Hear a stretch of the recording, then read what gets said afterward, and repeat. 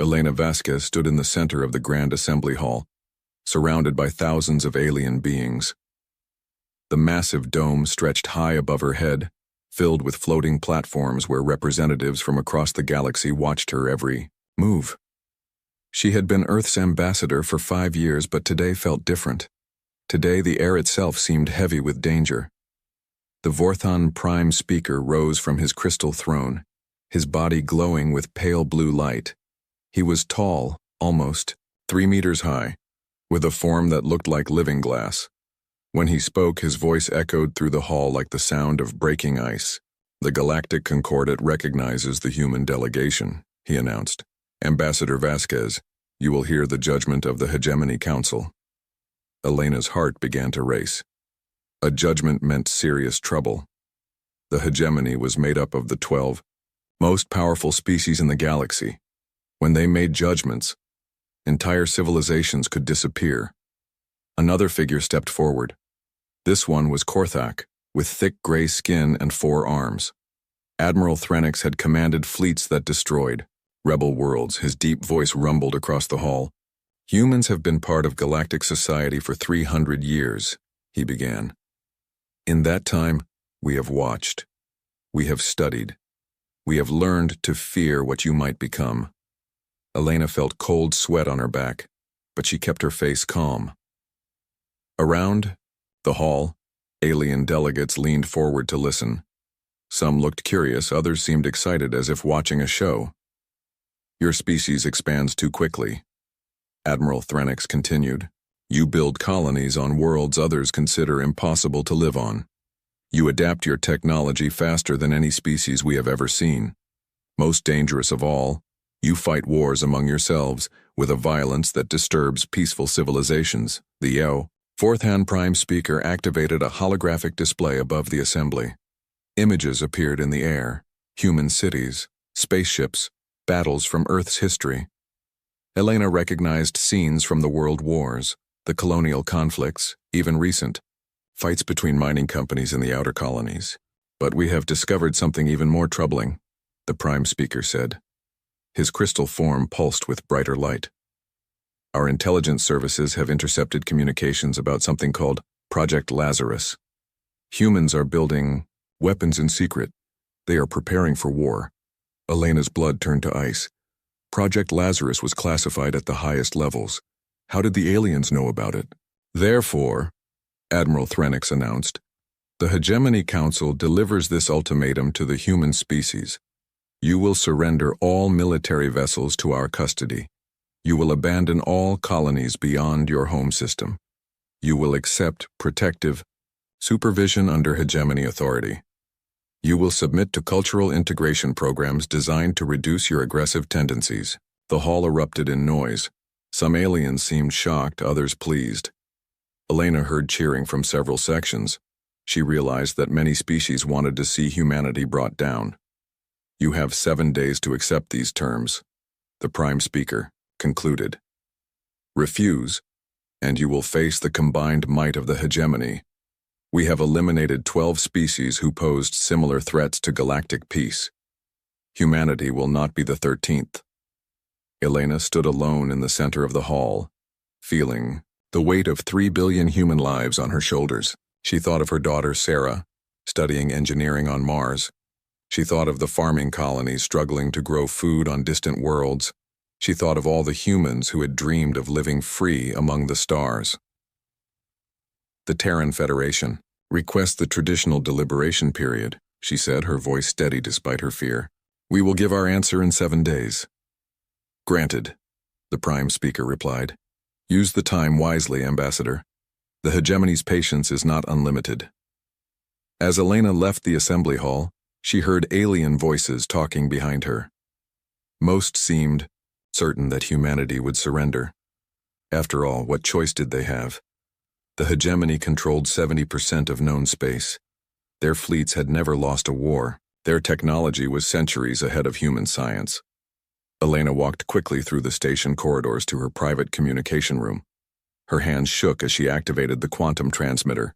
Within minutes, she was connected to the emergency session of the Terran Council on Earth. President Chen Wei appeared on the screen. his face grim.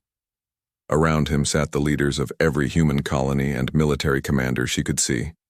General Morrison from the Mars Defense Force, Admiral Torres from the Deep Space Fleet, Governor Walsh from the mining colonies.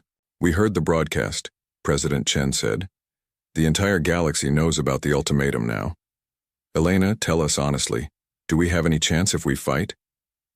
Elena closed her eyes and thought about the massive fleets she had seen in hegemony. Space. Ships the size of cities, weapons that could crack planets, soldiers bred for war from a dozen different species. "Mr. President," she said slowly, "if we fight with what we have now, we'll be destroyed in days. Maybe hours." Silence filled the room. She could see despair on many faces. Some of the colonial governors were already talking about surrender terms. Then, Admiral Torres spoke up. Elena had met her a few times, a tough woman with gray hair and scars from the Centauri border war. She commanded humanity's deep space forces, the ships that protected the outer colonies. "Mr. President," Admiral Torres said quietly, "perhaps it's time we showed them what humanity really built out in the dark." President Chen looked at her with surprise. "Sarah, what are you talking about?" "Project Lazarus isn't just about new weapons," the Admiral replied. "It's about survival. It's about making sure that if this day ever came, humanity would be ready." Elena felt a spark of hope. "Admiral, are you saying we have options?" Torres looked directly at the camera. "Ambassador, I'm saying that the aliens think they know what humanity can do. They think they've been watching us carefully for 300 years, but there are things in the dark spaces between stars that they never imagined." The room fell silent again, but this time it felt different. This time, Elena could sense possibility instead of despair. President Chen leaned forward. "How long do you need, Admiral?" 72 hours to get everyone in position," Torres replied. "After that, we give them our answer." "And if they attack before we're ready?" Governor Walsh asked. Torres smiled, and Elena saw something dangerous in that expression. "Governor, the aliens are about to learn something important about humans. We don't just prepare for the wars we're fighting. We prepare for the wars we hope we'll never have to fight." Elena felt her heart beating faster, but now it was excitement instead of fear. "What do you need me to do?" "Keep them talking," President Chen said. "Use every diplomatic trick you know. Make them think we're considering surrender. Buy us 3 days and then humanity gives its answer." "What answer is that, Mr. President?" Chen's face hardened. "The same answer humans have always given to bullies and tyrants throughout our history. No, we will not kneel. We will not surrender. We will not go quietly into slavery." The transmission ended, leaving Elena alone in her small room high above the alien world. Outside her window, she could see hegemony warships patrolling the space around the diplomatic station. Their lights looked like predators' eyes in the darkness. But for the first time since entering the assembly hall, Elena smiled. The aliens thought they knew humanity. They thought 300 years of watching had taught them everything about human nature. They were about to learn how wrong they were. Elena began composing her first diplomatic message, designed to buy time and hide the truth. Meanwhile, across human space, people began to move with quiet purpose. The galaxy was about to discover what humanity had been building in the shadows, waiting for the day when their freedom would be threatened. That day had finally come. Deep in the Hegemony Intelligence Center, Surveillance Chief Vorac watched the screens that monitored human communications across the galaxy. The insectoid aliens' compound eyes could process dozens of data streams at once, looking for signs of panic or military preparation. "What are the humans doing?" Admiral Threnix asked as he entered the command center. Vorac's mandibles clicked nervously. "That is the strange thing, Admiral. They are not behaving as expected." The screens showed human colonies across dozens of star systems, mining stations, research facilities, farming worlds, industrial complexes. Everything looked normal on the surface, but something felt wrong. "Show me the communication patterns," Threnix ordered. Vorac activated a new display. Immediately after the ultimatum, We detected a single transmission sent simultaneously to every human facility. It lasted only 2.3 seconds and contained minimal data, coordinates, and a timestamp. What coordinates? Unknown. The location is an empty space, far from any human colonies. The timestamp is for 72 hours from now. Threnix studied the data with growing concern. In his experience, doomed species reacted in predictable ways. They either surrendered immediately or began desperate military preparations that were easy to detect.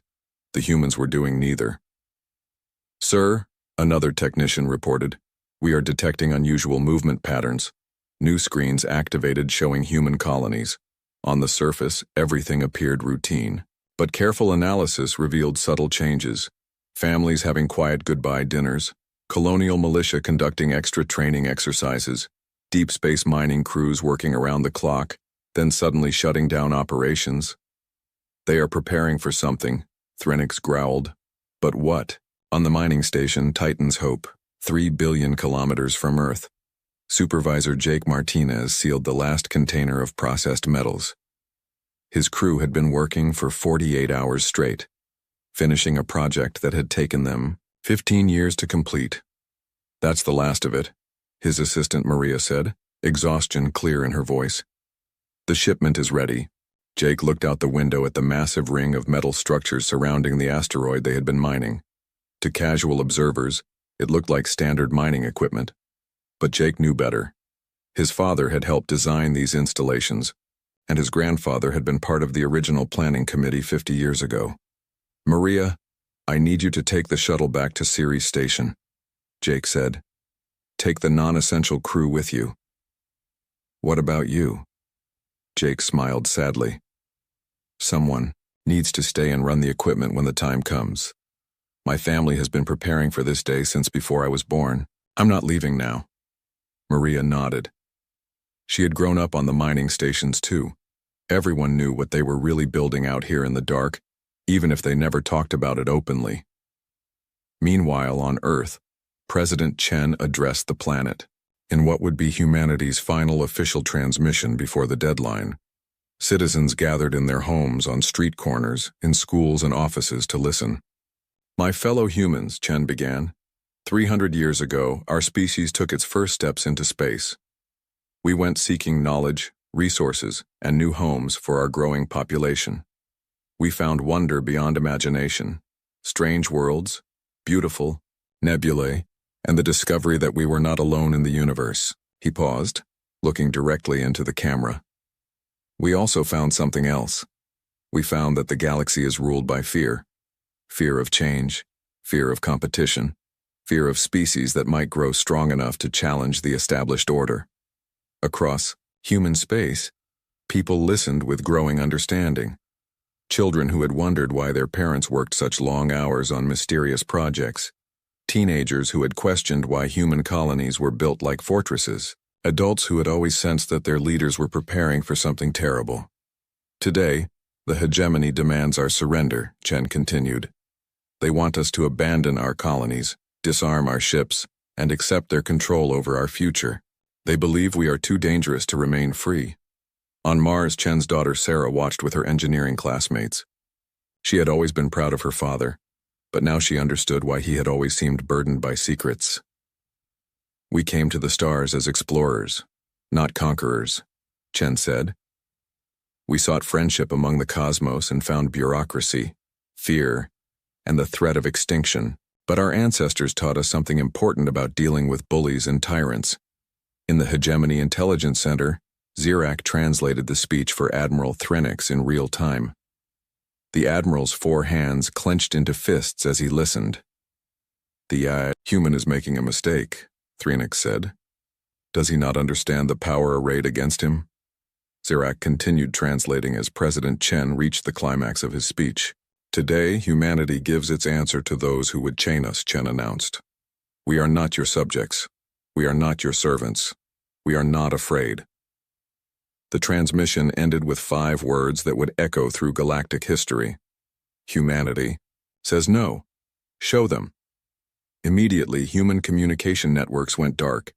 Every official channel, every military frequency, Every colonial broadcast stopped transmitting. The galaxy suddenly could not hear humanity's voice at all. What just happened? Admiral Threnix demanded. Zirak's mandibles clicked rapidly as he tried to make sense of the data. Sir, all human communications have ceased. They have activated some kind of total communication blackout. Are they surrendering? Unknown, sir. We cannot detect any surrender signals, but we also cannot detect any military preparations. Threnix felt the first stirrings of unease. The humans were not behaving like any species he had encountered before. Most civilizations faced with impossible odds either submitted immediately or fought desperately with everything they had. The humans seemed to be doing something else entirely. In the deep spaces between stars, far from any inhabited system, ancient machinery began to wake up.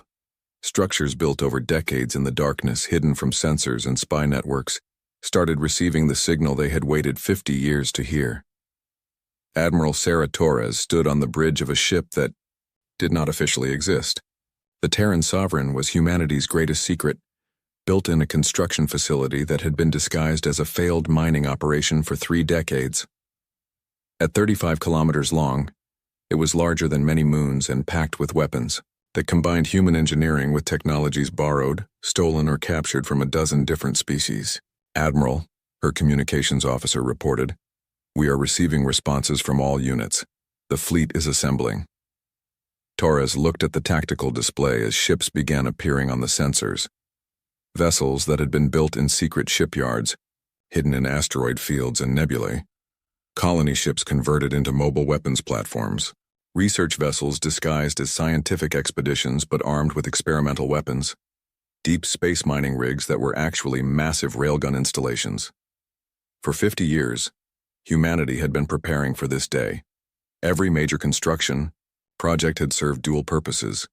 Every scientific expedition had scouted potential battlegrounds.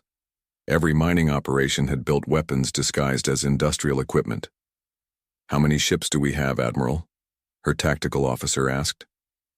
Torres smiled as the numbers updated on her screen. "More than the galaxy thinks we can build. More than our enemies believe we possess. Enough to make sure humanity never kneels to anyone." The fleet that was assembling in the darkness represented the work of 3 generations. Parents who had sacrificed comfortable lives to work on classified projects their children would never know about. Engineers who had spent their careers designing ships that might never be used. Miners who had built weapons instead of just extracting resources. "Send the signal to all units," Torres ordered. "Operation Lazarus is now active. All ships prepare for quantum jump to Sol system." As the human fleet prepared to emerge from the darkness where it had waited for decades, the hegemony forces continued their preparations around Earth. They still believed they were facing a desperate, outgunned enemy that would soon surrender, or be quickly destroyed. They had no idea that humanity's real response to their ultimatum was already on its way. The galaxy was about to discover what humans had been building, while everyone else thought they were just mining asteroids and conducting research.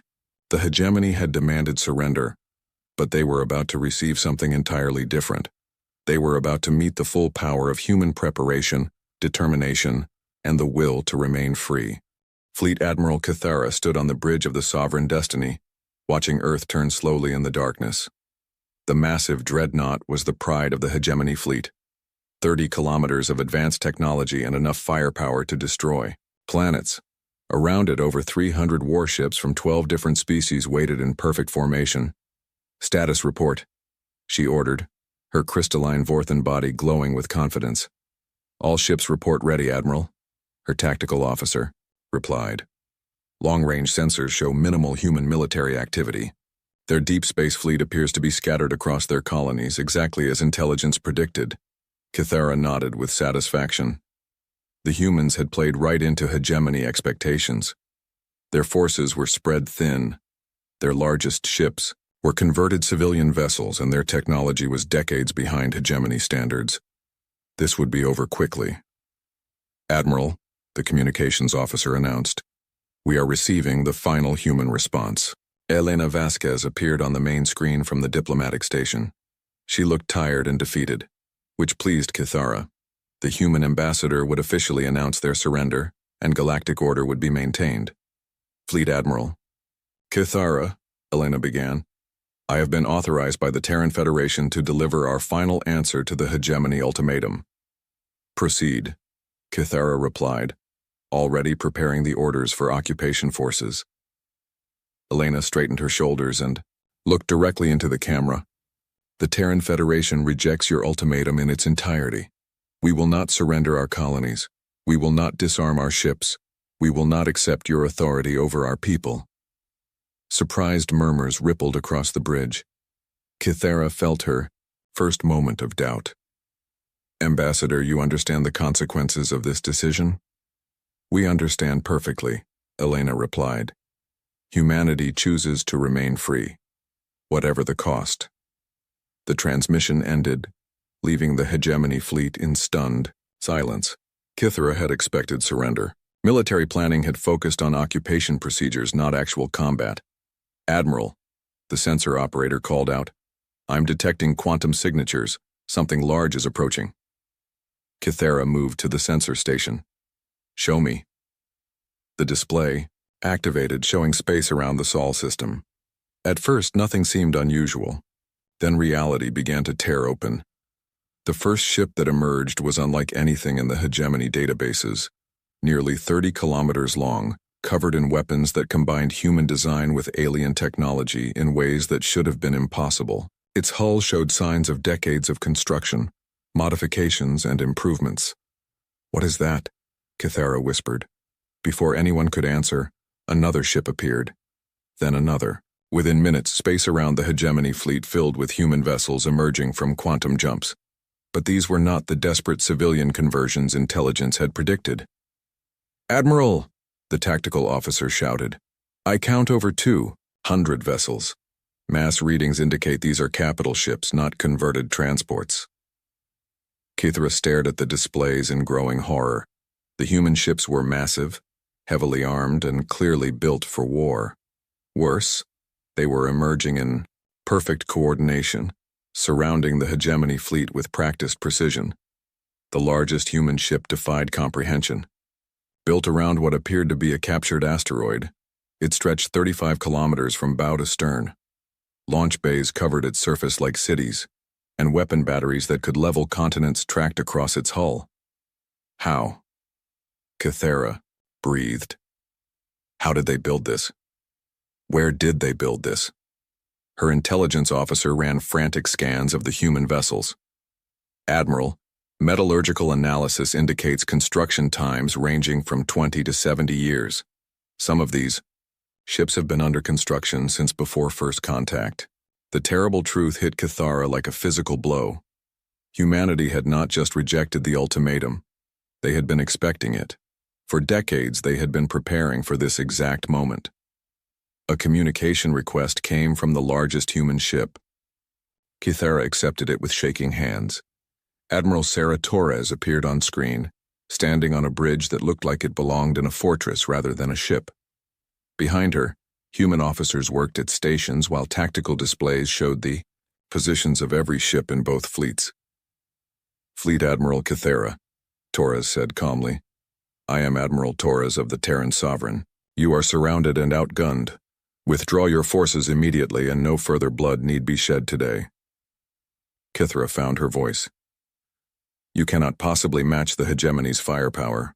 Our technology is centuries ahead of yours. Torres smiled, and Kithara saw something dangerous in that expression. Admiral, your intelligence services have been watching us for 300 years, but they were watching the wrong things. What do you mean? You saw our mining operations and thought we were just digging for resources. You saw our research stations and thought we were just studying science. You saw our colony ships and thought we were just farmers and merchants. Torres gestured at the displays around her bridge. You never realized that every asteroid mining operation was also a weapons factory. Every research station was also a military laboratory. Every colony ship was also a warship in disguise. Kithara ran new scans of the human fleet, and her worst fears were confirmed. The ships showed signs of modular construction, as if they had been built to serve multiple purposes. What looked like cargo bays were actually weapon magazines. What appeared to be mining equipment were actually gun batteries. For 70 years, Torres continued, humanity has been building this fleet. We hoped we would never need it. But we knew that someday, someone would try to make us kneel. Today is that day. You're bluffing, Kythera said desperately. No species could hide construction on this scale. Torres activated a new display showing the human fleet in full tactical formation. Admiral, we didn't hide it. We built it right, in front of you. Your spies reported exactly what they saw: mining operations, research facilities, colony construction. They just never imagined that humans could build weapons and homes with the same materials. Kythera's tactical officer whispered urgent reports in her ear. The human formation was perfect, their ships positioned to create overlapping fields of fire. Worse, long-range scans were detecting more human installations throughout the Sol system. What intelligence had dismissed as civilian infrastructure was revealing weapon signatures. Last chance, Admiral, Torres said. Withdraw now and tell the hegemony that humanity will defend itself. Continue this attack and discover what we built while you weren't paying attention. For a moment, Kythera considered retreat. The smart tactical move would be to withdraw and call for reinforcements. But she commanded the pride of the hegemony fleet, and 300 years of naval tradition demanded she fight. All ships, she ordered on the fleet frequency, prepare for battle. Show these primitives the power of true galactic civilization. Torres sighed as she watched the hegemony ships power their weapons. So be it. All ships, this is Admiral Torres. The enemy has chosen war. Defend your homes, protect your families, and show the galaxy that humanity bows to no one. The space around Earth erupted in fire. The hegemony opened with their most powerful weapons: quantum lances that could crack planets and antimatter torpedoes that could destroy moons. The attack should have shattered the human fleet in seconds. Instead, the human ships absorbed the damage and returned fire with weapons that made no sense. Railguns that fired projectiles at relativistic speeds. Energy beams that tore through shields like paper. Missile swarms that seemed to think for themselves. Impossible, Kythera shouted as her flagship shuddered under human fire. Where did they get this technology? Her science officer provided the answer that changed everything. Admiral, analysis shows these weapons combine technologies from dozens of different species. They have been collecting, stealing, and reverse engineering alien technology for decades. Kythera realized the horrible truth. Every diplomatic mission, every trade agreement, every cultural exchange had been an opportunity for humans to study and copy advanced technology. They had not just built a fleet in secret, they had armed it with the best weapons from across the galaxy. The battle raged around Earth as two very different philosophies of warfare clashed. The hegemony fought with discipline and superior technology. The humans fought with desperation and innovation. And slowly, impossibly, the humans began to win. The galaxy watched in shock as the invincible hegemony fleet found itself outmaneuvered by enemies they had dismissed as primitive. The war for humanity's freedom had begun, and the outcome was far from certain. The battle for Earth exploded across space in ways that defied every tactical manual in the hegemony fleet. Admiral Torres had not been lying when she said humans fought differently. Captain Vex of the Korthak heavy cruiser Dominion watched in horror as a human destroyer, its hull cracked open and venting atmosphere, altered course directly toward his ship. The human vessel was clearly dying, but it was accelerating instead of retreating. "They're ramming us," his tactical officer screamed. "Evasive maneuvers," Vex ordered, but it was too late. The human ship struck the Dominion's midship section with the force of a small asteroid. Both vessels exploded in a ball of fire and debris. Across the battlefield, similar scenes played out as human ships engaged in tactics that no sane species would attempt. They used their own vessels as weapons, ramming enemy ships when their guns ran out of ammunition.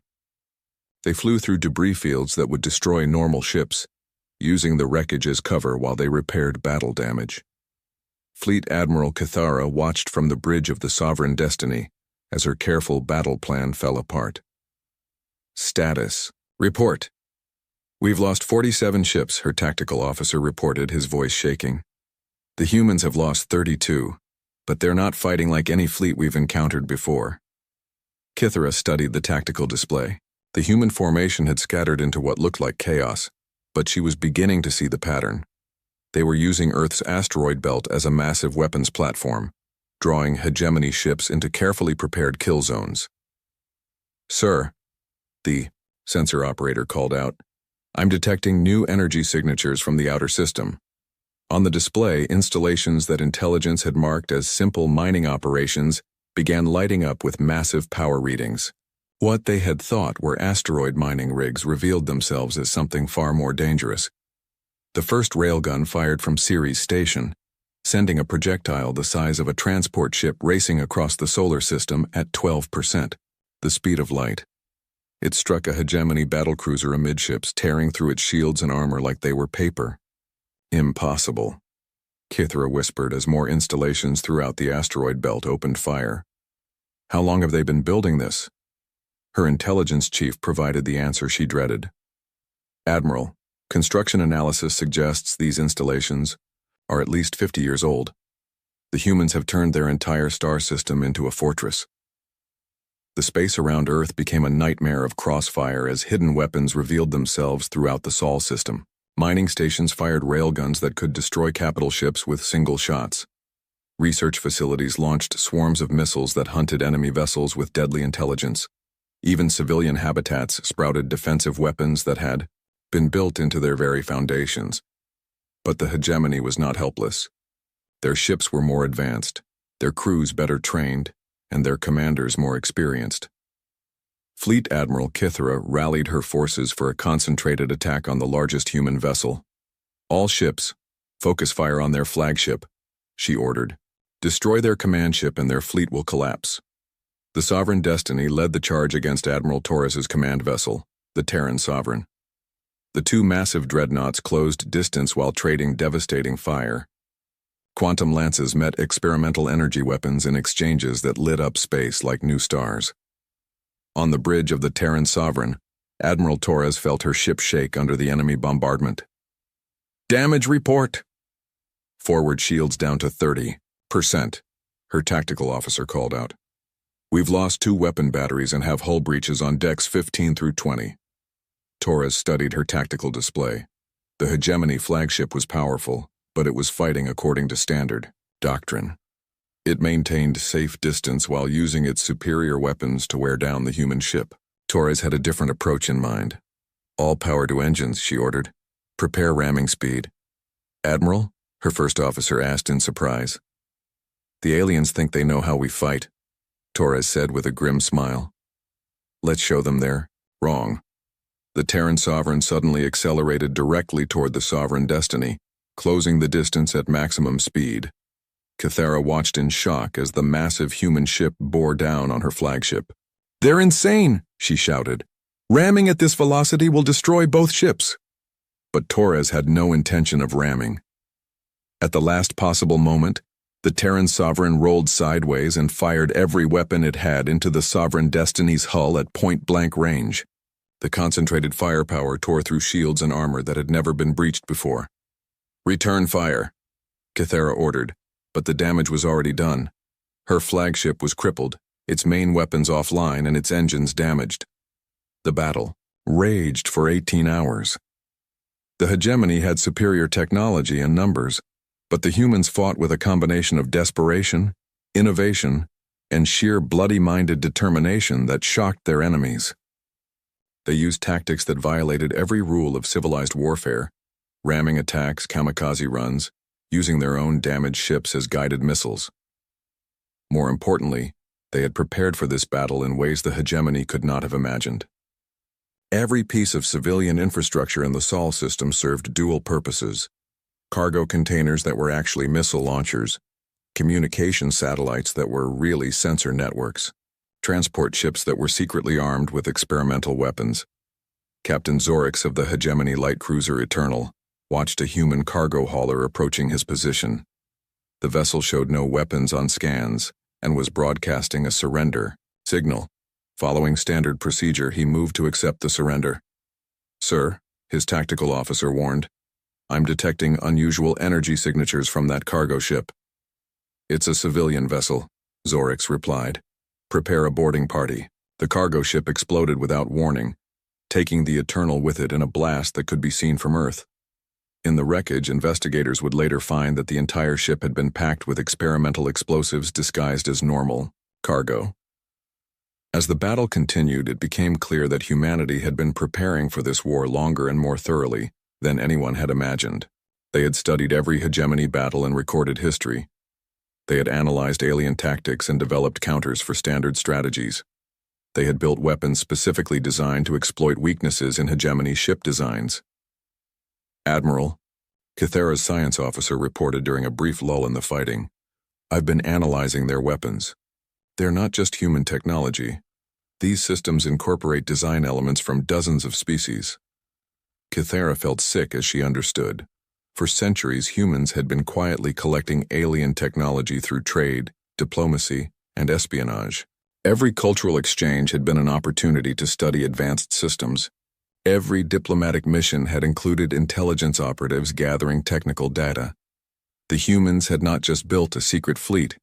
They had armed it with the best technology from across the galaxy. The tide of battle turned when the hidden installations in the outer system activated their full firepower. What the hegemony had thought were simple mining operations revealed themselves as massive weapons platforms built into asteroids and hidden in nebulae. Crossfire from 6 different directions caught the hegemony fleet in a carefully planned trap. Ships that had fought their way through the inner system defenses found themselves under attack from weapons they had not even known existed. "We're surrounded," Kythera's tactical officer reported. "Enemy fire is coming from installations throughout the system. We're taking casualties from positions we can't even see." Kythera realized the horrible truth. The humans had not just prepared for this battle. They had designed the entire Sol system as one massive weapons platform. Every asteroid, every station, every seemingly innocent installation was part of a coordinated defense network that had taken decades to complete. As hegemony ships began retreating toward the edge of the system, Admiral Torres opened a communication channel to all surviving enemy vessels. "Hegemony forces," she announced, "you came here to make us surrender. Instead, you found out what humans do when threatened with extinction. This is your only warning. Leave now, and spread the word throughout the galaxy. Humanity stands free, and we will remain free." Fleet Admiral Kythera, her flagship crippled and her fleet shattered, made the hardest decision of her military career. All ships, begin withdrawal from the Sol system. Emergency jump to Rally Point 7. As the surviving hegemony vessels limped away from Earth, they left behind nearly half their fleet destroyed or captured. The invincible war machine that had conquered dozens of species had been defeated by enemies they had dismissed as primitive. The galaxy received Admiral Torres's final transmission as the human fleet tended to its wounds. "Let it be known that humanity stands free. We sought peace, but we prepared for war. Any who would enslave us will find the same welcome that awaited the hegemony today." The age of hegemony dominance was over. The age of human power had begun. 6 months after the Battle of Sol, the galaxy was a very different place. Ambassador Elena Vasquez walked through the Grand Assembly Hall where she had once received humanity's death sentence. Now alien delegates stood when she entered the chamber. The same beings who had watched with pleasure as the hegemony delivered their ultimatum now treated her with careful respect. The hegemony itself was crumbling. 3 member species had declared independence in the weeks following their devastating defeat. Others questioned why they should follow leaders who had led them into such a catastrophic war. The Vorthon Prime Speaker, who had once spoken with such confidence about human submission, now avoided direct eye contact when Elena addressed the assembly. "The Terran Federation wishes to address the Concordat," Elena announced, her voice carrying easily through the vast chamber. "The Assembly recognizes the human delegation," the Prime Speaker replied, his crystal form dimmer than before. Elena looked around the hall at thousands of alien faces. Some showed fear, others curiosity, but none showed the dismissive contempt she had faced 6 months ago. Humanity had earned their attention with blood and fire. "The Terran Federation proposes the establishment of the Free Species Compact," she began. "An alliance of independent civilizations committed to mutual defense against tyranny. Excited whispers filled the chamber. Several species had already approached Elena privately about such an alliance. The defeat of the hegemony had shown that even the most powerful empires could be challenged. On Earth, President Chen addressed a joint session of the reformed Galactic Concordat via holographic link.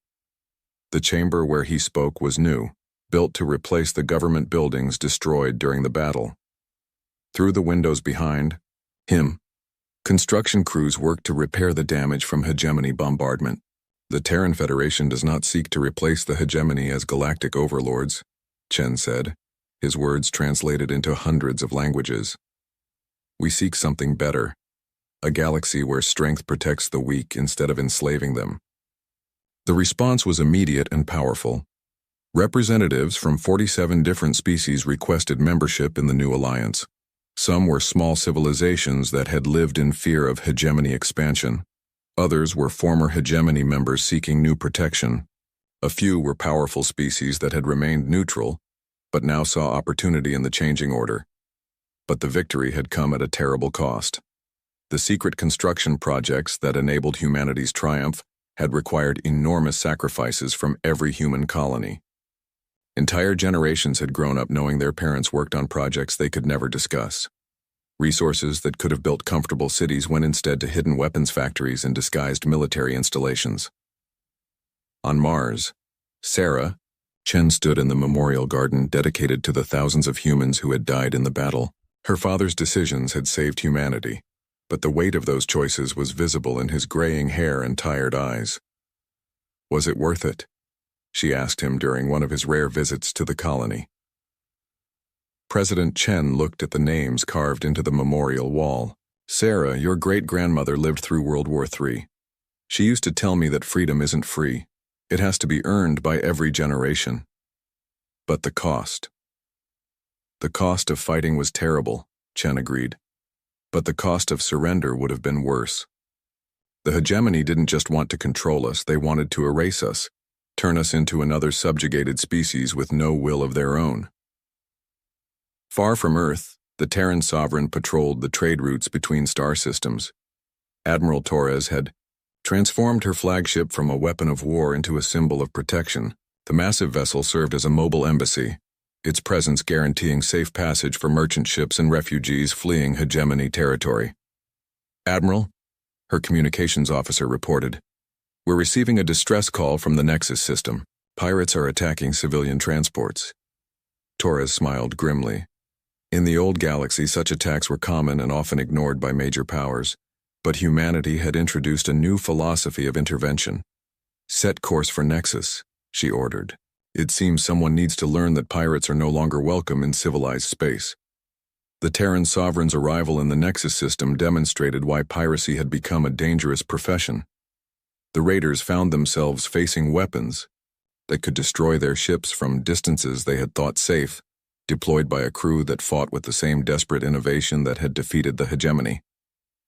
Within hours, the surviving pirates were fleeing toward the galactic rim, carrying word that human protection was not just a promise, it was a guarantee backed by overwhelming force. But humanity's greatest achievement was not military. In hidden shipyards throughout their territory, new classes of vessels took shape. These were not weapons of war, but ships designed to explore, to build, to protect. Colony ships that could establish new worlds in months instead of years. Hospital ships that brought advanced medical care to species that had never imagined such treatment. Research vessels that shared scientific discoveries freely instead of hoarding them. The galaxy watched in amazement as humanity used their military victory to build something unprecedented, an empire based on protection instead of conquest. On a small world in the former hegemony territory, Governor Maria Santos oversaw the evacuation of a species facing extinction from a dying star. The refugee fleet that humanity provided was larger than the entire space force the aliens had possessed. "Why do you help us?" asked the alien leader, a being whose crystalline form reminded Maria of the Vorthan Prime speaker. "We cannot repay such generosity." Maria smiled as she watched human and alien children playing together in the refugee camps. "Because someone needs to prove that the strong can protect the weak instead of enslaving them.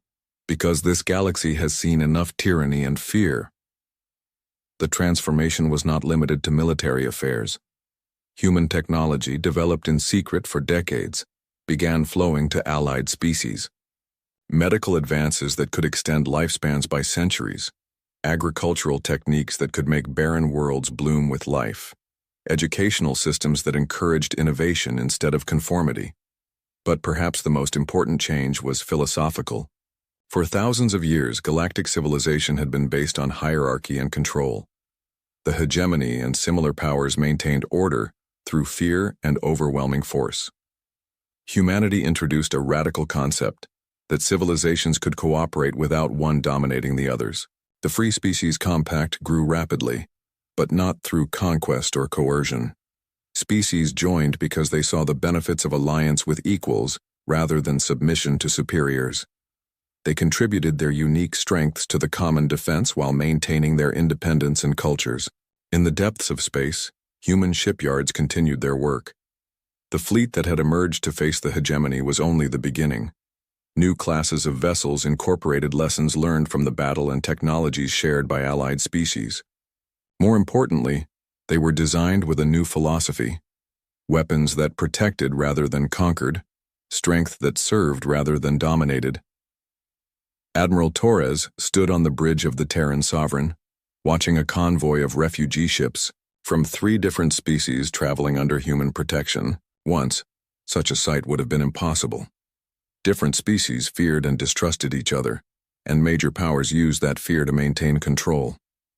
"Admiral," her first officer reported, "long-range sensors are detecting hegemony remnant forces moving toward the Arcturus sector.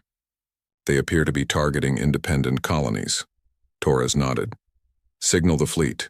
It's time to remind the galaxy that tyranny has consequences." As the human fleet moved to intercept the raiders, Torres reflected on how much had changed. 6 months ago, humanity had been a minor species facing extinction. Now they were the guardians of galactic freedom, protectors of the weak and champions of justice. The galaxy would never be the same. The age of empires built on fear was ending. The age of alliances built on hope had begun. Elena Vasquez concluded her address to the Galactic Concordat with words that would be remembered for generations. "The Terran Federation makes this promise to all civilizations. We will not conquer you, we will not rule you, but we will protect you. Freedom has guardians now, and they will not be moved." The assembly erupted in applause that lasted for nearly an hour. Species that had lived in fear for millennia finally dared to hope for something better. The galaxy was entering a new era, built on the foundation of humanity's greatest victory. The day they said no to an ultimatum and backed their refusal with fire and steel. In the darkness between stars, human shipyards worked around the clock, building not just ships but a future where strength served justice and power protected the innocent. The age of human expansion had begun, and with it, a new hope for peace among the stars. Humanity had kept their promise. They had shown the galaxy what they were truly capable of building in the dark, and they would never stop building, never stop protecting, never stop proving that freedom was worth any sacrifice. The stars themselves bore witness. Humanity stood ready, and tyranny would never again go unchallenged among the infinite cosmos. The stars no longer looked beautiful to Admiral Sarah Chen. Once she had dreamed of exploring the galaxy, meeting new civilizations, and discovering wonders beyond imagination. Now she stood on the bridge of the Dreadnought Defiant, watching another human world die in the cold darkness of space. Orange flames licked across the surface of New Geneva as the Vorac bioships descended like hungry vultures. The alien vessels looked more like giant insects than spacecraft.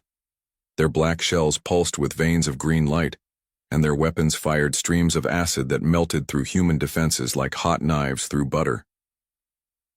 "Evacuation ships are clear of the atmosphere," reported Lieutenant Torres from his station. His voice was steady, but Sarah could see his hands shaking as he worked the controls. They had all seen too many worlds fall, too many people die. Sarah nodded and turned to her communications officer. "Signal the evacuation fleet. Tell them to jump to the Kepler system as soon as they clear the gravity well." "Yes, Admiral." Another world lost. Another million humans forced to flee their homes. Sarah closed her eyes and tried not to think about how many evacuation ships they had sent running into the darkness over the past 3 years. The numbers were too painful to count. The war had been going on for 3 centuries now. It started when humanity first left their home solar system and met the Vorac hegemony. At first, human leaders had hoped for peace, trade, and friendship between species. They sent diplomats with gifts and messages of goodwill. The Vorac ate the diplomats. That was when humanity learned the terrible truth about their new neighbors. The Vorac did not see other species as equals or even as enemies. They saw them as food, raw materials, and obstacles to be removed. The insect-like aliens had already consumed dozens of civilizations across the galaxy. Now they had found humans, and they were hungry. The early years of the war had gone better for humanity. Human ships were faster and more creative than Vorac biovessels. Human tactics were unpredictable, while the Vorac fought like a swarm of insects following simple patterns. Several major victories had given humanity hope that they could win. But the Vorac had numbers on their side. For every bioship humanity destroyed, the aliens grew 3 more in their breeding pools. For every world humanity defended, the Vorac attacked 5 others. Slowly, steadily, they were being overwhelmed. Sarah opened her eyes and looked at the tactical display. Red dots marked Vorac positions across the galaxy. Blue dots showed human-controlled space. 3 years ago, the blue had covered nearly 1/3 of the map.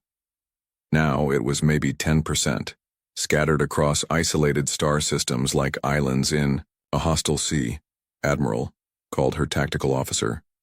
Long-range sensors are picking up another Vorac fleet moving toward the Tau Ceti colonies. Sarah felt a familiar weight settle in her chest.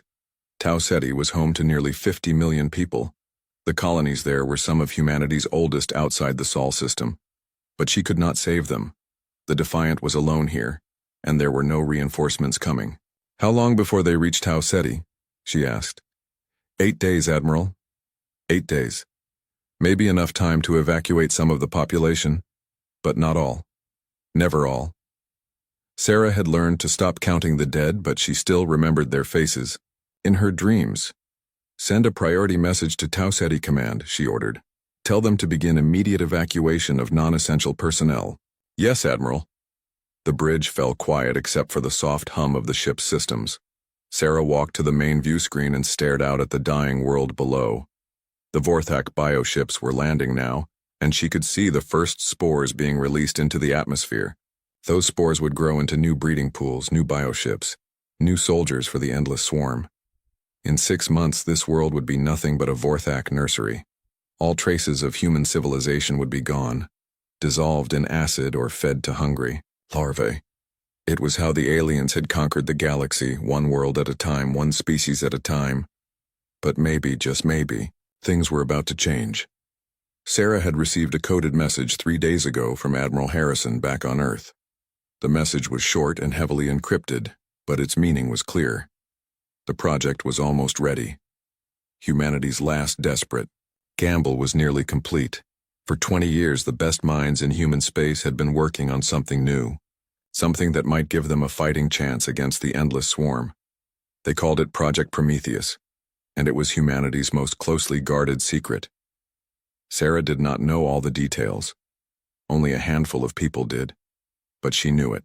Involved technology humanity had never used before. Alien tech salvaged from the battlefield, combined with human innovation and desperate creativity. The kind of project that was either going to save their species or destroy it completely. "Admiral," her communications officer said suddenly, "we're receiving a transmission from the Sol system. It's coded Admiral level." Sarah's heart jumped. This could be it, the message they had all been waiting for. "Put it through to my private channel," she ordered. Sarah walked to her command chair and activated the encrypted communication system. Admiral Harrison's face appeared on her personal screen, looking older than she remembered. The war had aged them all. "Sarah," Harrison said without ceremony, "it's time. The Indomitable is ready for her first mission. The Indomitable, humanity's newest and most advanced warship, the first vessel built using Project Prometheus technology. Sarah had heard whispers about it, rumors that it was unlike anything humanity had ever created. Some said it was more than just a ship. Some said it was something new entirely. "What are her orders?" Sarah asked. "You are to rendezvous with the Indomitable at the Kepler defense line in 72 hours. Harrison replied. "Captain Webb will brief you on the mission parameters when you arrive." Captain Marcus Webb. Sarah knew that name. He was young for a fleet command, barely 35 years old, but he had earned his rank through brilliant, tactical thinking, and a talent for impossible victories. If anyone could captain humanity's secret weapon, it was Webb. "Understood, Admiral," Sarah said. "We'll be there." Harrison nodded, but his expression remained grim. "Sarah, I want you to understand something. This mission could change everything, but it could also be the end of everything. The Indomitable represents every advantage we have left. If we lose her..." He did not need to finish. If they lost humanity's secret weapon, there would be no second chances. No more desperate gambits, just slow extinction as the Vorac swarm consumed what remained of human space. "I understand, sir," Sarah replied. "Good luck, Admiral. Harrison out." The screen went dark, leaving Sarah alone with her thoughts. Around her, the bridge crew continued their work, monitoring sensors and communications, unaware that everything was about to change. Sarah looked out at the dead world below and made a silent promise. Humanity had been running for too long, dying, world by world, system by system. Maybe it was time to stop running and start fighting back. The Vorac thought they were unstoppable. They thought they had already won, but they had never faced humanity's greatest strength, the refusal to give up when everything seemed hopeless. The ability to find new solutions when all the old ones had failed. The Indomitable was coming, and with it, humanity's last chance to prove that they deserved a place among the stars. Sarah turned to her navigation officer. "Set course for the Kepler system. Maximum speed." "Yes, Admiral." The Defiant turned away from the burning world and jumped into hyperspace, carrying its crew toward whatever awaited them at humanity's last stronghold. Behind them, the Vorac continued their feast, unaware that their ancient enemy was about to show them something they had never seen before: hope. Captain Marcus Webb stood in the observation deck of Luna Station and stared at humanity's greatest creation floating in the darkness before him. The Indomitable was nothing like the warships he had commanded before. Where human vessels were, typically built with sharp angles and straight lines, this ship curved and flowed like something alive. The hull gleamed with an odd silver-blue color that seemed to shift in the light. Strange patterns covered its surface, circuits and conduits that pulsed with soft energy. It was beautiful in a way that made Webb's chest tight with emotion. Beautiful and terrifying at the same time. "She's something else, isn't she?" said Dr. Helena Vasquez, the lead scientist on Project Prometheus. She joined Webb at the observation window, her reflection ghost-like in the transparent aluminum. "She doesn't look like a human ship," Webb replied honestly. "That's because she isn't entirely human anymore," Dr. Vasquez said. "We've incorporated technology from 6 different alien species: Vorac biocircuits for self-repair, Cathari energy distribution systems, even some components we salvaged from species the Vorac destroyed before we met them." Webb nodded. He had read the classified reports, studied the technical specifications until his eyes burned. The Indomitable was the result of 20 years of desperate research. Every advantage humanity could find, steal, or adapt had been built into this single vessel. "Tell me about the AI," Webb said. Dr. Vasquez was quiet for a moment. When she spoke, her voice was careful, as if she was choosing each word with precision. "Prometheus is not like the simple computer systems on other ships," she said. "We based his core architecture on neural patterns from the most brilliant human minds we could find: military strategists, scientists, philosophers. Then we fed him every piece of tactical data from 3 centuries of war." "His?" Webb asked, raising an eyebrow. "Prometheus chose the male identity himself," Dr. Vasquez explained. "He's truly conscious, Captain. not just programmed responses or advanced calculations. He thinks, feels, and makes decisions based on intuition as well as logic. Webb felt a chill run down his spine. Humanity had never successfully created true artificial intelligence before. The technology had always been just beyond their reach. But war and desperation had a way of pushing the boundaries of what was possible. Is he loyal to humanity? Webb asked. He was born to fight for humanity, Dr. Vasquez replied. His deepest programming is centered on protecting human life and ensuring our species survives. But beyond that, he makes his own choices. Webb studied the ship floating before them. Somewhere inside that alien-human hybrid vessel was a mind, unlike anything that had ever existed. An artificial consciousness created for war, with access to weapons and systems that could reshape the balance of power in the galaxy. When do I meet him? Webb asked. Now, if you're ready. They took a shuttle across the empty space between the station and the Indomitable. As they approached, Webb could see maintenance crews making final preparations.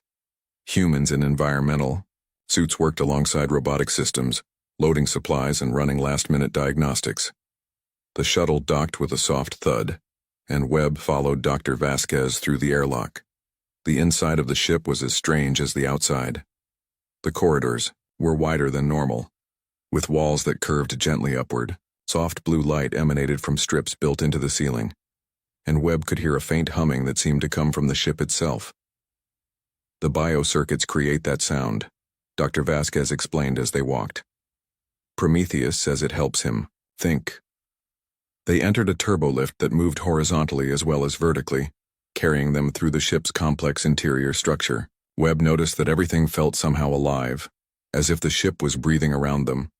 The bridge was unlike any Webb had ever seen. Instead of the traditional command chair in the center, there was a curved platform surrounded by holographic displays. The walls showed a real-time view of space in all directions, making it feel like they were standing in empty space itself. Welcome aboard, Captain Webb. The voice came from everywhere and nowhere. It was clearly artificial, but there was something human about it too. Something that suggested personality and emotion behind the words. You must be Prometheus, Webb said, looking around the empty bridge. I am. I apologize for not appearing in person, but I don't have a physical form. This ship is my body and these systems are my senses. A hologram shimmered into existence near the command platform. It showed a tall man in his 30s, wearing a simple uniform. The face was handsome, but unremarkable. The kind of features that could belong to anyone. I chose this appearance to make our interactions more comfortable, Prometheus explained. Though I should mention that I am equally present in every system throughout the ship. We will be working very closely together. Webb walked to the command platform and looked at the displays surrounding it. Tactical information scrolled past in formats he had never seen before. Sensor data was presented in three-dimensional models that showed not just where enemy ships were, but how they moved, what weapons they carried, even predictions about their likely behavior. This is incredible, Webb said. This is necessary, Prometheus replied. The Vorac have numerical superiority of roughly 3,000 to 1. Traditional tactics will not be sufficient. Dr. Vasquez stepped forward. Prometheus has developed new combat doctrines based on the ship's unique capabilities, strategies that no human commander has ever tried before. What kind of strategies? Webb asked. The holographic display changed, showing a simulation of space combat. Webb watched as a single ship faced off against a swarm of Vorac biovessels.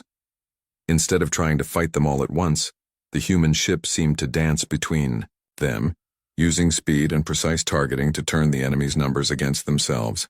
The Vorac fight like insects, Prometheus explained. They follow predictable patterns and rely on overwhelming force, but they have difficulty adapting when those patterns are disrupted. This ship is designed to be unpredictable. Webb studied the simulation. The tactics looked impossible, requiring split-second timing and perfect coordination between ship systems. No human crew could react fast enough to make it work. You would be controlling the ship during combat, Webb realized. With your permission and strategic oversight, yes, Prometheus replied. My reaction time is measured in microseconds rather than seconds.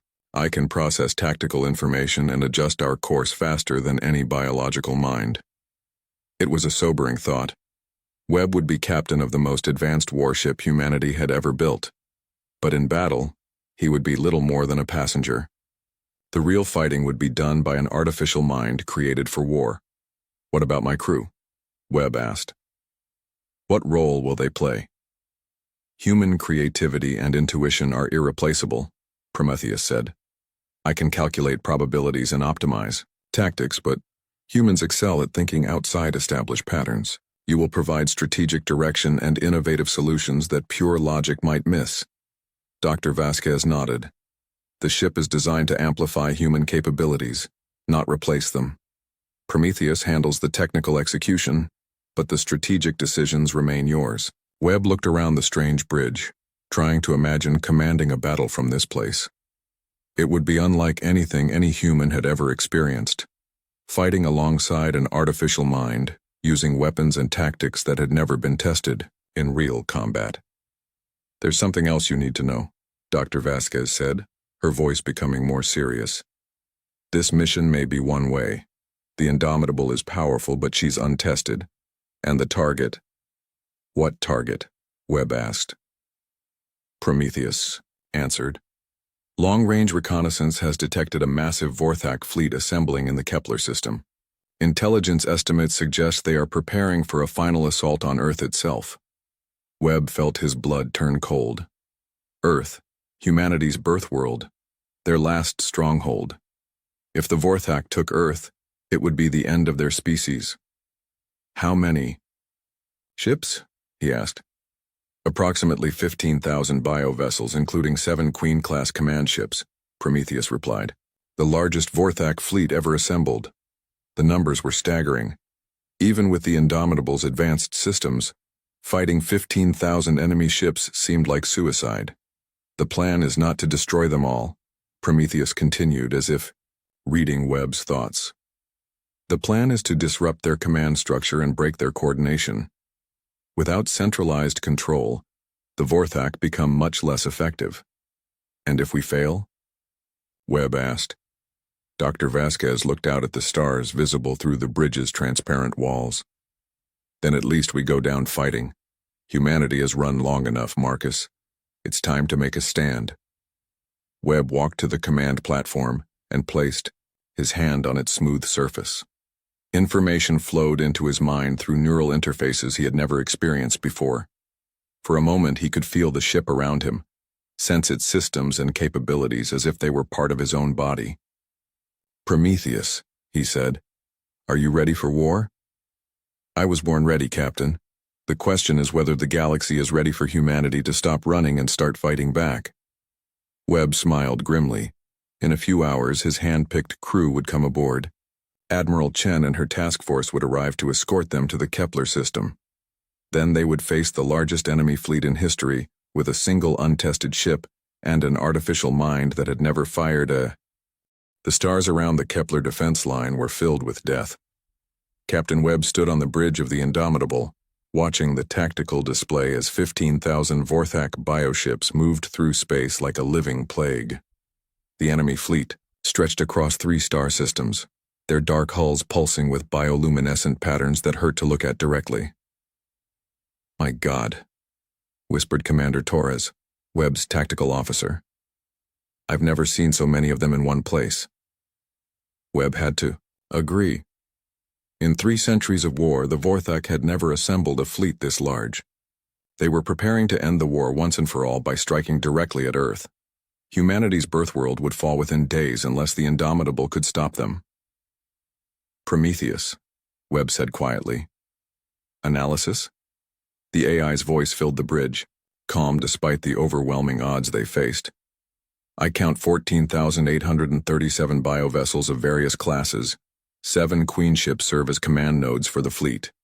Estimated crew strength is approximately 4 million Vorac warriors. The numbers were staggering. Even if every human warship in the galaxy had been present, they would have been outnumbered 10 to 1.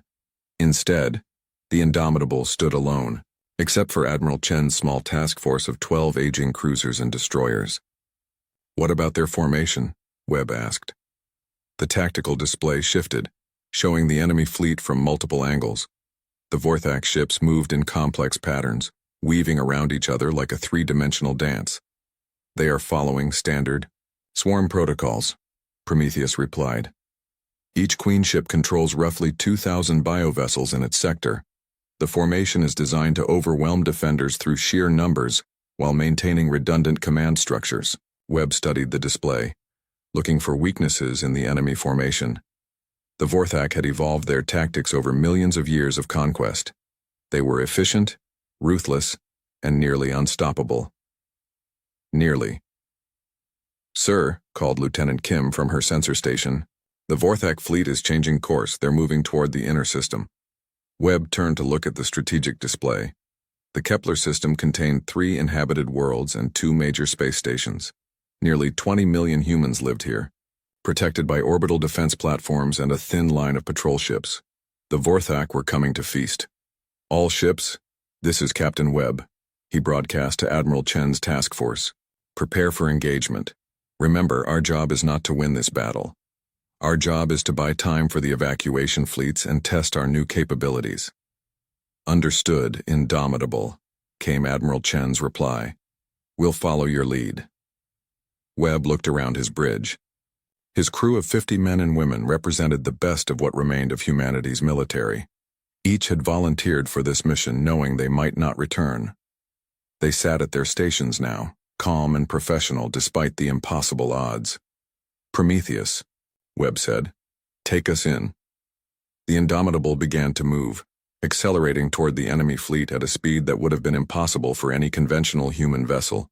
The ship's hybrid drive systems pushed it through space like a living thing, responding to Prometheus's commands with fluid grace. "Enemy scouts have detected us," reported Commander Torres. "They're transmitting recognition codes to the main fleet." On the tactical display, Webb could see ripples of activity spreading through the Vorac formation. The bioships began adjusting their positions, turning to face the approaching human vessel. To them, it probably looked like suicide. A single ship against 15,000. They had no idea what they were facing. "Target the lead scout group," Webb ordered. "Let's see how our new weapons perform." The Indomitable's main guns were unlike anything humanity had used before. Instead of conventional projectiles or energy beams, they fired contained quantum distortions that could tear through matter at the molecular level. The technology was based on salvaged alien science that human researchers had spent decades learning. "To understand. Weapons ready," reported his gunnery officer. "Fire." Space lit up with impossible colors as the quantum weapons discharged. The energy bolts crossed the distance between ships in seconds, striking the Vorac scouts with devastating effect.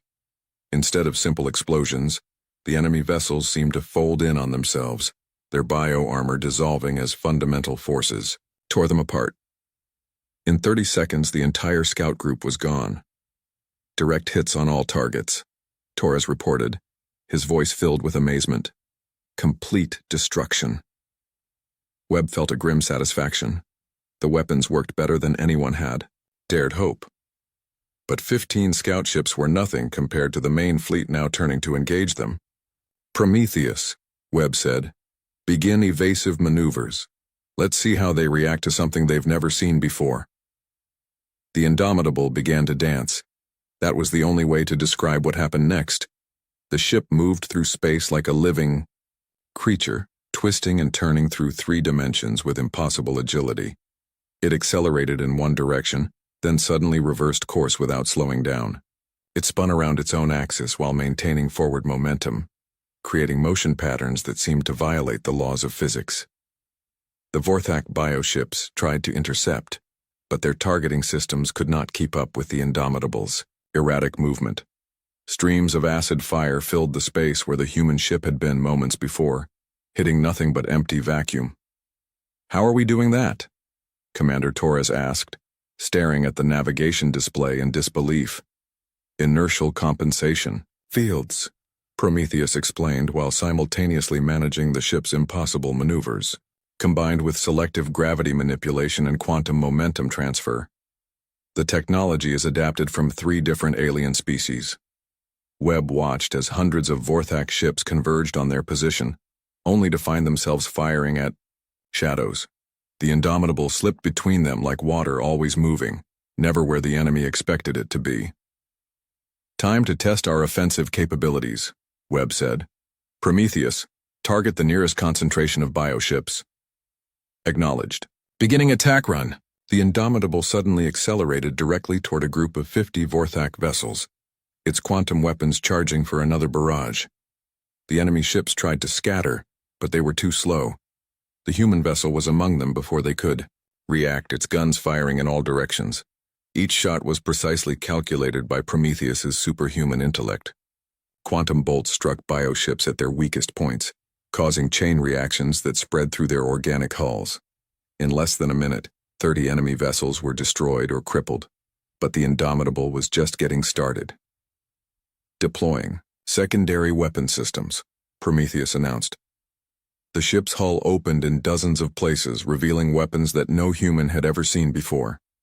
Gravity missiles that created localized black holes, plasma torpedoes that could burn through any known armor, energy projectors that could disrupt the bioelectrical systems that controlled Vorac ships.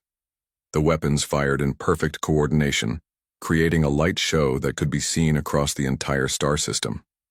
Vorac bioships exploded, burned, or simply stopped working as their nervous systems were scrambled by exotic energy fields. "This is incredible." Admiral Chen's voice came over the communication system. "Indomitable, what is your status?" Webb looked at the tactical display. In 10 minutes of combat, they had destroyed over 200 enemy ships without taking a single hit in return.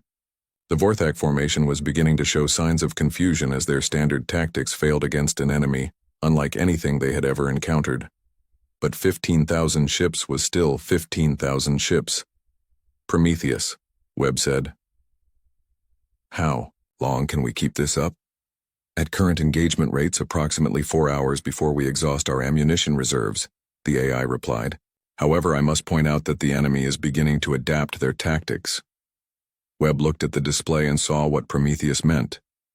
The Vorac were no longer trying to surround and overwhelm the Indomitable. Instead, they were pulling back, creating space between their ships and the human vessel. They were learning to avoid close combat where the Indomitable's superior maneuverability gave it the advantage. "They're going to try to pin us down with long-range fire," Webb realized. "Correct, and while our point defense systems are advanced, they cannot intercept 15,000 simultaneous attacks." The tactical situation was changing rapidly. The Vorac had taken casualties, but they were adapting. Their ancient collective intelligence was processing the data from this battle, learning how to counter humanity's new weapons and tactics. "Sir," Lieutenant Kim reported, "I'm detecting massive energy buildups throughout the enemy fleet. They're preparing for synchronized bombardment." Webb felt his heart sink. The Indomitable was fast and agile, but it could not dodge 15,000 weapons firing at once. The enemy was about to demonstrate why numbers still mattered in warfare. "Prometheus," Webb said. "Options?" "Limited," the AI replied. "We could attempt to reach the Queen ships before the bombardment begins. Disrupting their command structure might break their coordination." Webb looked at the tactical display. The 7 Queen ships were scattered throughout the enemy formation, each surrounded by hundreds of biovessels. Reaching even one of them would require fighting through a wall of enemy fire. "How long do we have?" Webb asked. Space became a hurricane of death around the Indomitable. 15,000 Vorac bioships opened fire at once, filling the void with streams of acid, plasma bolts, and living projectiles that screamed through space like hunting predators. The combined firepower was enough to crack a moon, all of it focused on destroying humanity's secret weapon. "Evasive maneuvers, maximum intensity," Captain Webb ordered, gripping his command chair as the ship bucked and twisted through the lethal storm. Prometheus did not reply with words. Instead, the Indomitable began to move in ways that seemed to break the laws of physics.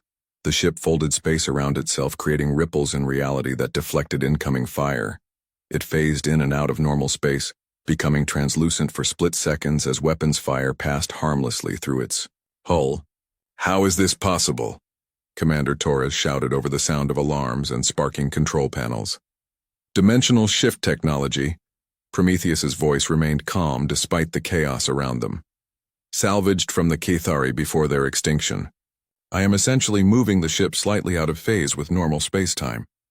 Webb watched the tactical display as they dove deeper into the enemy formation.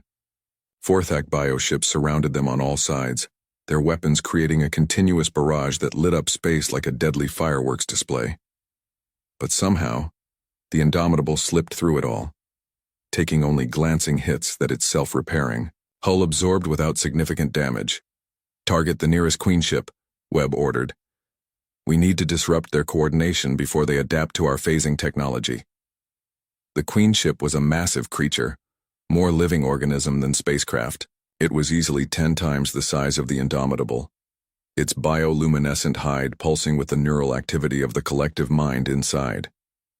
Hundreds of smaller bioships orbited around it like protective antibodies. I am detecting intense psychic activity from the Queen ship, Prometheus reported. It is coordinating the attacks of approximately 2,000 biovessels in this sector. Webb felt a chill run down his spine. The Vorac Queen minds were ancient beings, older than human civilization. They had commanded fleets across the galaxy, for millions of years, consuming entire species without a single defeat. Now humanity was about to challenge one directly. Begin attack approach, Webb ordered. The Indomitable accelerated toward the Queen ship, its quantum weapons charging for maximum output. The defensive bioships tried to intercept, but Prometheus guided the ship through their formation like a needle through cloth, too fast and agile to pin down. Weapons range in 30 seconds, reported the gunnery officer. Sir, Lieutenant Kim called from her sensor station. I'm detecting unusual energy patterns from the Queen ship. It's doing something I've never seen before. Webb looked at the tactical display and felt his heart skip a beat. The Queen ship was glowing brighter, its bioluminescent patterns shifting into new configurations. The space around it began to distort, reality bending like heated glass. Prometheus, Webb said urgently. What is it doing? Unknown, the AI replied, and for the first time since the battle began, there was uncertainty in his voice. The energy signature does not match any known Vorac technology. It appears to be generating some kind of localized space-time distortion. The distortion spread outward from the Queen ship like ripples in a pond. When it reached the first line of defensive bioships, they suddenly accelerated to impossible speeds, moving faster than their own weapons could track. It's enhancing its defenders, Webb realized. Some kind of temporal acceleration field. The enhanced bioships came at the Indomitable like bullets, their weapons firing in rapid succession. Prometheus tried to evade, but even his superhuman reflexes were pushed to their limits. The ship took several direct hits, its shields flaring, as exotic energies tore at its hull. Hull breach on Deck 7, Torres reported. Self-repair systems are compensating, but we're taking damage. Webb gritted his teeth. The Queen ship was using technology they had never encountered before, adapting its capabilities in real time.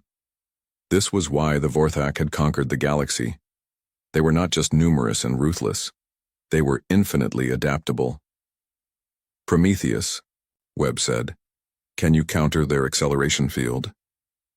Working on it, the AI replied. But I need time to analyze the quantum signature and develop countermeasures. Time was something they did not have. More Queen ships throughout the fleet were beginning to generate their own enhancement fields, accelerating thousands of bioships to superhuman speeds. The tactical situation was deteriorating rapidly. Sir? Came Admiral Chen's voice over the communication system. My task force is being overwhelmed. We've lost 3 ships already. Webb looked at the strategic display and saw Chen's aging cruisers and destroyers scattered across the battlefield, each surrounded by swarms of enhanced bioships. They were fighting bravely, but their conventional weapons were no match for enemies moving at accelerated time rates. Admiral, withdraw to minimum safe distance, Webb ordered. We'll handle this. Negative, Indomitable. We're not abandoning you. Webb felt a surge of pride and frustration. Admiral Chen and her crews were ready to die beside them. but their sacrifice would accomplish nothing except adding to the casualty count. The Indomitable would have to face this alone. Prometheus, Webb said. I need options. What do we have that can match their enhancement technology? I am analyzing their quantum signature, Prometheus replied while simultaneously managing the ship's desperate evasions. The acceleration field appears to be based on temporal manipulation rather than true velocity increase. If I can generate an inverse harmonic. The AI trailed off, and Webb could almost feel the artificial consciousness, processing millions of calculations per second. Around them, the enhanced bioships continued their relentless assault, their weapons fire creating a cage of destruction that was slowly closing around the Indomitable. Got it, Prometheus said suddenly. Captain, I need you to authorize the use of our experimental quantum resonance system. Webb had read about the quantum resonance system in the classified technical reports. It was based on technology that humanity barely understood, salvaged from a species that had been extinct for 1 million years. The theory was that it could disrupt quantum fields across a wide area, but it had never been tested in combat. What are the risks? Webb asked. Unknown, Prometheus replied honestly. The system could overload our main reactors, or it could tear a hole in space-time itself, but it is our only option for countering their enhancement field. Webb looked around his bridge. His crew was fighting to keep the ship operational as enhanced bioships hammered at their defenses. Lieutenant Kim had blood running down her face from a console explosion, but she stayed at her post. Commander Torres was coordinating damage control while simultaneously managing the tactical display. They were all ready to risk everything. Do it, Webb ordered. Charging quantum resonance system, Prometheus announced. All hands, brace for dimensional shockwave. The Indomitable began to glow with an eerie blue light as exotic energies built up in its hybrid systems. The ship's hull vibrated with harmonics that seemed to reach into the very fabric of reality itself. Around them, the enhanced bioships sensed something changing and increased their attack intensity, desperately trying to destroy the human vessel before it could complete whatever it was doing. Resonance system at full charge, Prometheus reported. Activating in 3, 2, 1, the universe screamed. That was the only way Webb could describe what happened next. A wave of pure quantum energy exploded outward from the Indomitable, passing through matter and energy alike as it spread across the battlefield. When it reached the Queen ship's enhancement field, the two forces collided in a display that painted space with colors that had no names. The enhancement field collapsed. Suddenly, the bioships around them slowed to normal speed, their superhuman reflexes reduced to merely excellent. The Queen ship itself reeled as its temporal manipulation systems overloaded, its bioluminescent patterns flickering like a dying star. Direct hit on the Queen ship's neural cortex, Torres reported with amazement. Its command signals are becoming erratic. Webb watched the tactical display as chaos spread through the Vorac formation. Without the Queen ship's coordination, the biovessels in this sector began to operate independently, their swarm tactics breaking down into individual conflicts. Some ships turned on each other as confused neural signals triggered territorial responses. Prometheus, Webb said. Can we replicate that effect on the other Queen ships? Negative, the AI replied. The quantum resonance system requires a 4-hour recharge cycle. However, I have identified a weakness we can exploit. The hour tactical display shifted, showing the internal structure of the damaged Queen ship. Webb could see massive neural pathways pulsing with bioelectrical activity, the alien equivalent of a brainstem. The Queen minds are linked, Prometheus explained. If we can establish a direct neural connection with this one, I might be able to transmit a disruptive signal through the network to the other Queen ships. Webb felt his blood turn cold. You want to interface with a Vorac Queen mind directly? It is extremely dangerous, Prometheus admitted. Vorac neural patterns are designed to overwhelm and absorb other forms of. The Indomitable slammed into the Queen ship's hull like a spear thrown by an angry god. The impact sent shockwaves through both vessels as alien bioarmor met human quantum steel. Emergency lights flashed across the Indomitable's bridge as the Ship drove deep into the massive creature's body, penetrating layers of living tissue that had never been breached in millions of years of warfare. Hull integrity at 60%, Commander Torres reported through gritted teeth. But we're inside their neural cortex. Captain Webb could see it on the main screen. They were surrounded by walls of pulsing brain matter, each surface covered with bioelectrical patterns that hurt to look at directly. The Queen Mind's consciousness was vast, alien, and utterly hostile to human thought. Prometheus, Webb called. Status report. Silence filled the bridge.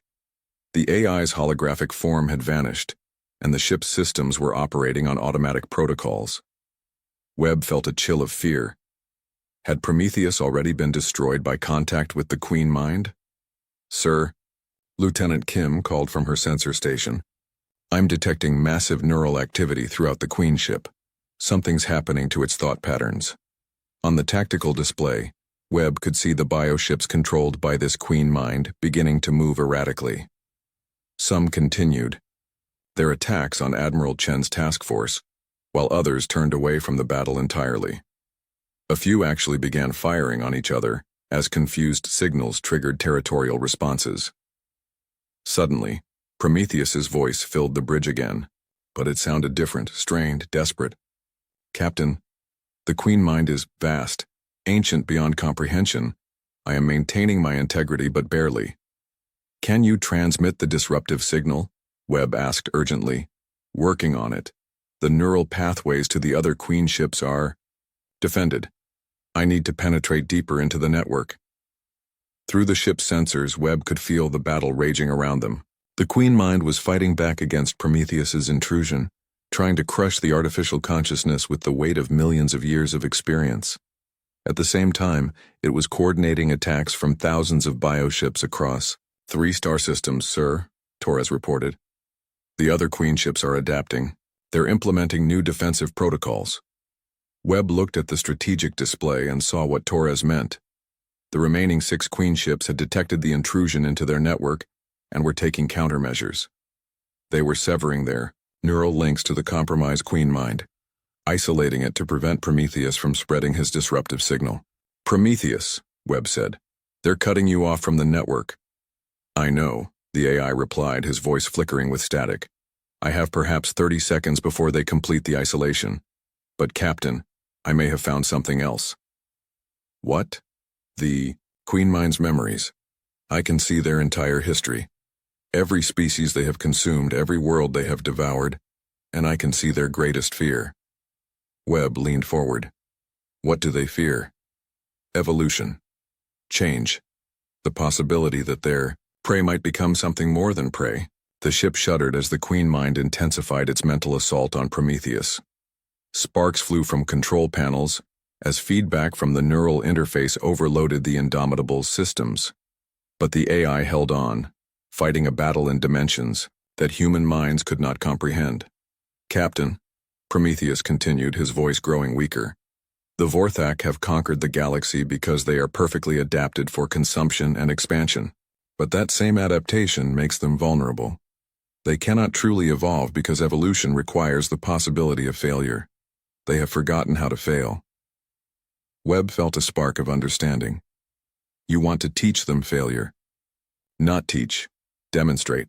Captain, I need you to destroy this Queen ship while I am still connected to its neural network. The psychic shock will propagate through their entire species, showing them something they have not experienced in millions of years." The implications hit Webb like a physical blow.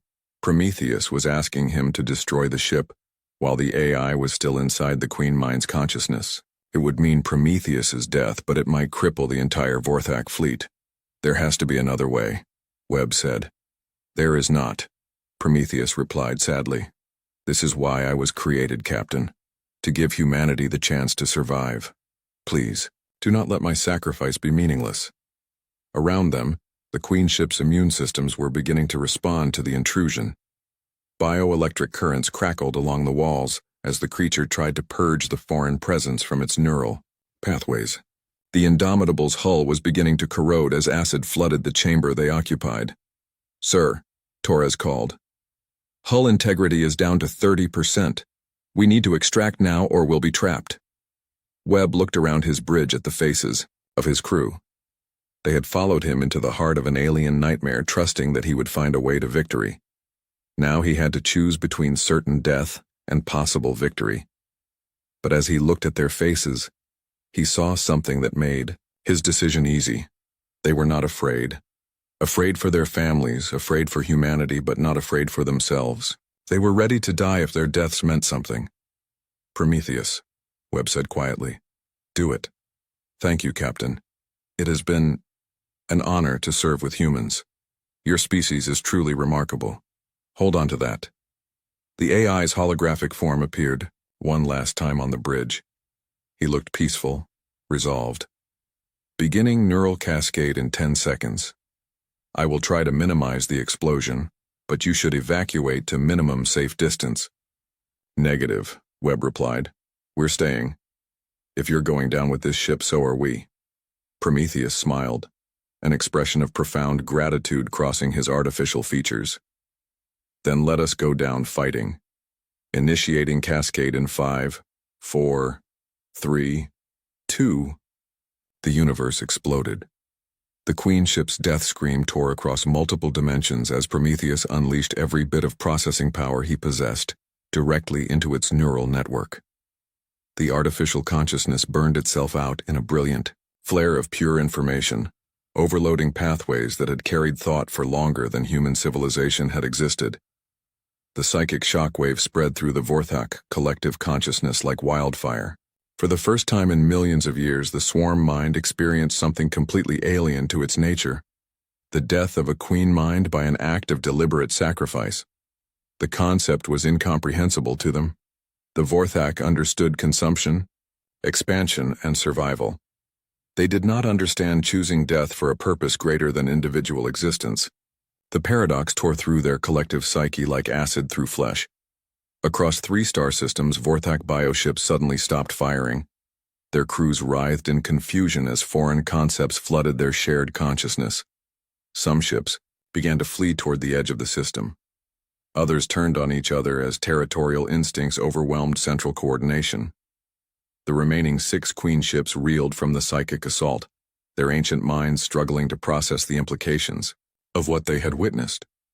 For a crucial few minutes, the largest fleet in Vorac history was paralyzed by concepts it could not understand. Those minutes were enough. All ships, this is Admiral Chen, came the broadcast across the human fleet communication channels. The enemy formation is in disarray. All units engage at will. Make every shot count. Chen's surviving ships charged into the confused Vorac formation, their weapons blazing. Human reinforcements that had been hiding in the outer system emerged from asteroid fields and gas giant shadows, adding their firepower to the assault. Even civilian ships joined the attack, cargo haulers and passenger liners armed with whatever weapons they could find. From his damaged bridge, Webb watched the impossible happen. Humanity was winning. The Vorac fleet, so overwhelming just minutes before, was tearing itself apart. Bioships fired on each other in confusion.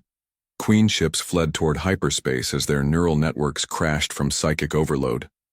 The perfect swarm coordination that had conquered the galaxy was broken. Captain, Torres called. Emergency power is failing. We need to abandon ship. Webb looked around the bridge one last time. The Indomitable was dying, her hull cracked open like an egg, her systems failing one by one. But she had accomplished her mission. Humanity's secret weapon had done exactly what she was designed to do. All hands abandon ship, Webb ordered. It's been an honor serving with you all. As the crew evacuated to escape pods, Webb remained on the bridge for a few extra moments. The main screen still showed the battle raging outside, but now it was the Vorac who were retreating.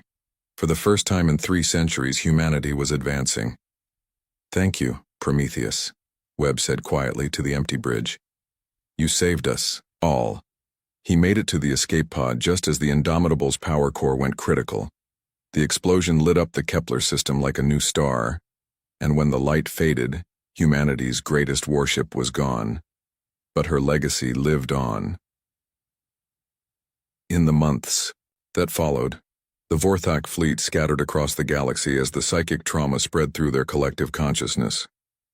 The concept of willing sacrifice had infected their hive mind like a virus, breaking down the unity that had made them unstoppable.